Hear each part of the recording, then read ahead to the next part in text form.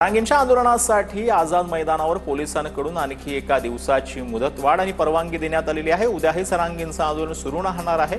आरक्षणातील तज्ञांनी उद्या 12 वाजेपर्यंत मुंबईत येण्याचं जरांगेंनी आवाहन केलं।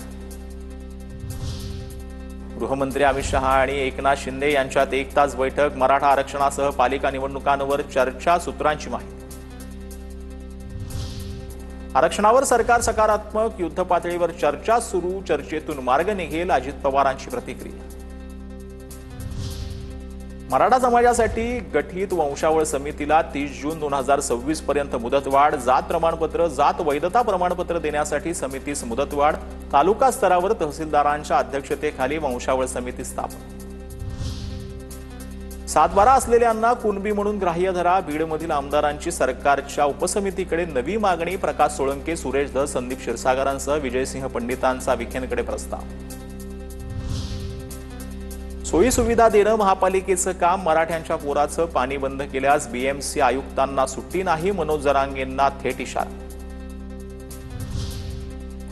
मराठा आंदोलनासाठी स्वच्छतागृहांची व्यवस्था। मुख्यमंत्री फडणवीसांच्या सूचनेनंतर आंदोलकांसाठी स्वच्छतागृह आणि पाणी जे आहे त्याची उपलब्धता करण्यात आली।